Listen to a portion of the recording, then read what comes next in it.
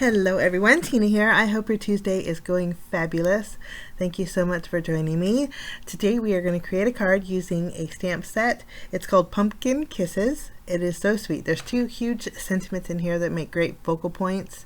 And you can see here there's some solid images that you can use to accent your sentiments. So I like stamp sets like this one because of red rubber. Red rubber always stamps nicer for me. It's just you have a lot more detail with it, but two, they're solid, so you could break out your ink pads. I know a lot of us have ink pads that we don't get to use very often because we're coloring in images, but this is a nice set because you can stamp and go. The ink pads that I'm going to be using are from Memento. I picked some fall colors. Yellow is like the cantaloupe color. The orange is a potter's clay. Green is bamboo leaves. Red is rhubarb stock, and my brown I brought in last. Wasn't sure I was going to use it, but brown is espresso truffle. So I'm going to start off by taking the largest greenery in the set. We'll take our bamboo leaves ink, stamp this twice. All of my images today we're going to stamp twice. We're going to create a wreath, and so I thought we'd put a little bit of the flourishes on the bottom and top of the wreath, and then have our sentiment right in the center. So first, you can see how big and leafy that is. I'll set this aside. We're going to bring in our next ink, which is our espresso truffle. We'll stamp these berries with it, and again we'll stamp two of these. We'll clean off our stamp and move on to our next color. Next, we'll set this aside. Let's see. Next, we're going to use the open berries. We'll stamp this with rhubarb stock right above twice. And then there's one more leaf flourish in there. We'll stamp this last one with potter's clay. I think that's a good ink. I'm going to save the yellow, the cantaloupe, for floral. There's one flower in the set, and we'll stamp a nice yellow flower. Make a little room here. Maybe we can squeeze all of them on one piece of cardstock. Okay, I think we got this. We'll grab our last flower, put away this one, and then grab our cantaloupe. And again, we'll stamp 3 flowers with this one. Now I am going to fussy cut each one of these images out. I'm not sure if there are coordinating dies with this, but if there are, guys, I'll list it down below.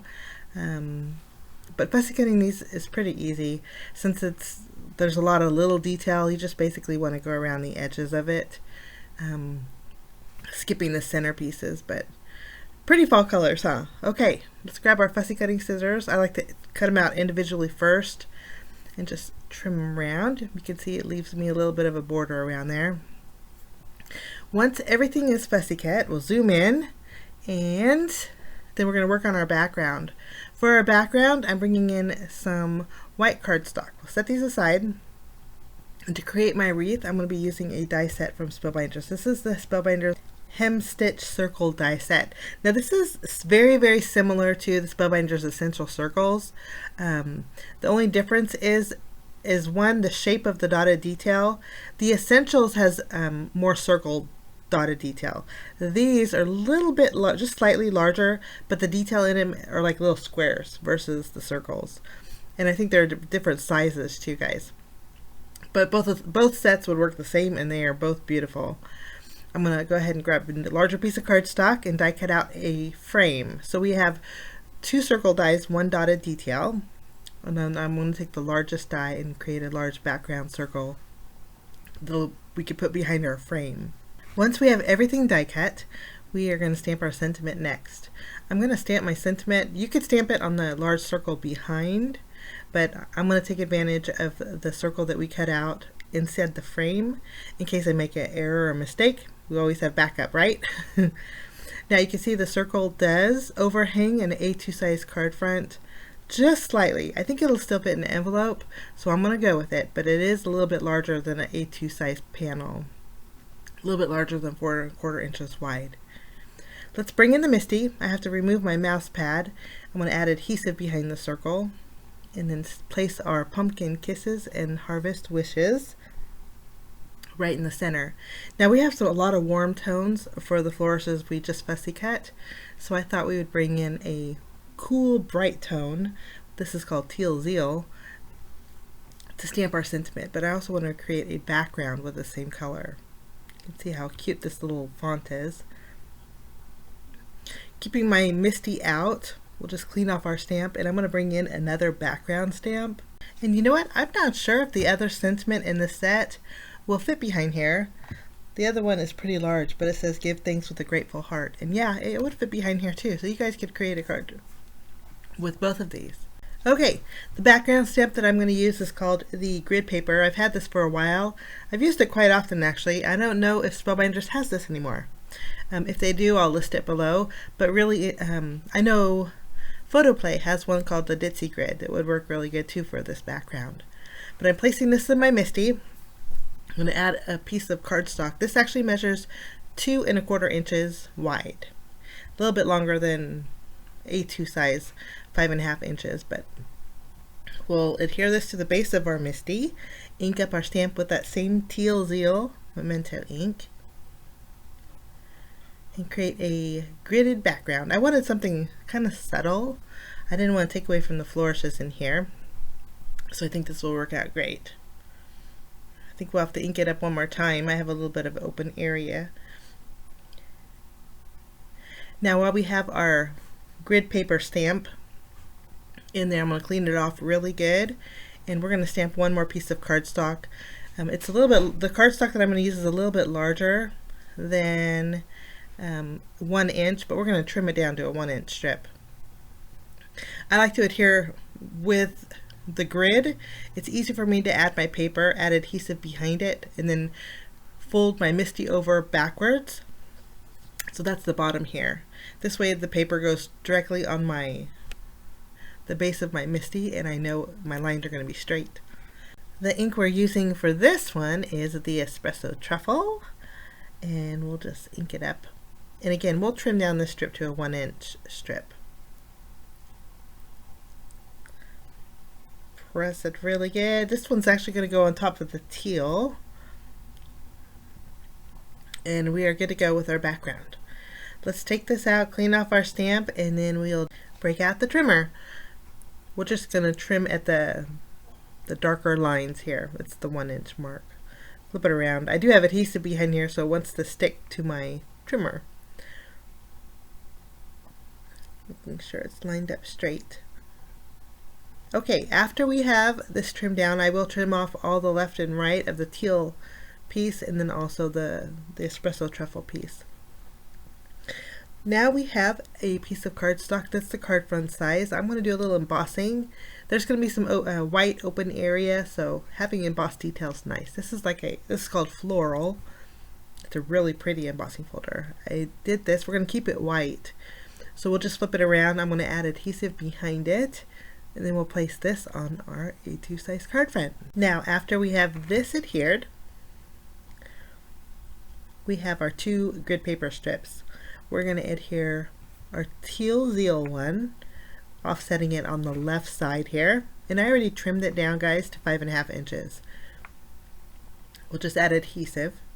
We're leaving about 1/2 inch from the left side of our card base.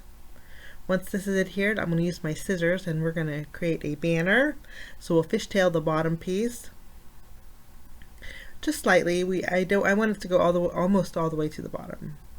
Now this piece you're barely going to see because we're going to layer it on top of the teal one, but the color variant's there, and I like the layers. Okay, this is going to go right in the center, and then now we are going to work on our sentiment. Just add adhesive. I have a little bit behind it, but I think I need to add more. For my sentiment, we're going to take all 3 of the circles, and again, you could stamp your sentiment on the inside of your largest circle, save a step, but it's always nice to have an extra backup in case you stamp off center. I'm going to line both of my circle and my frame up. This way we can perfectly adhere our sentiment on the inside. So it's tacked down to our circle, our back circle here. I'm going to adhere my back circle to my card front right in the center. And then for my circle frame, we're going to cut some very thin strips of foam adhesive.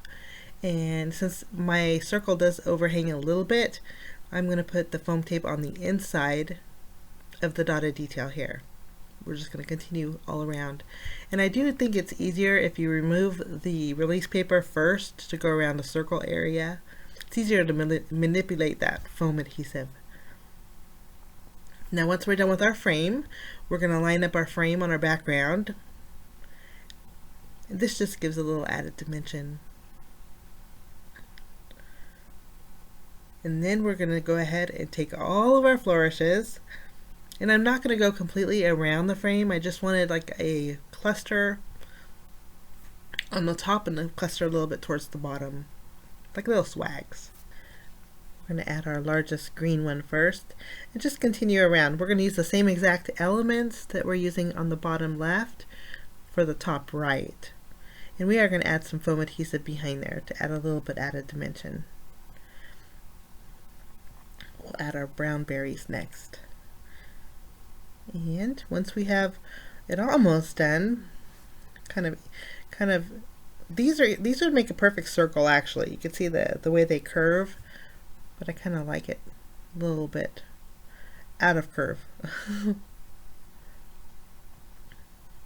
Okay, we're going to add a few more of our elements here. Had to find my leaf. I was missing one of my potter's clay colored leaves. For the flowers, I'm going to put one on the top right and then two on the top or the bottom left. And that yellow just kind of makes it a little more bright. I think we'll put it on top here. Okay, I think we are almost done. All we need are some bells and whistles. So we're going to break out the Color Essential Gems. And I have a rainbow of colors. I love that there's colors now. So I'm using the blue for, actually I think these are the teal. Yeah, these are the teal gems. I want to use those for the center of the flowers. The gold. I was going to add them to the open berries, but changed my mind. I'm going to add just 3 to the solid espresso truffle berries. And then we'll add some of the green just around our wreath here. But that's my project. Thank you for joining me for Try It Out Tuesday. We'll see you next Tuesday, guys. Have a great day. We will see you again real soon. Bye-bye.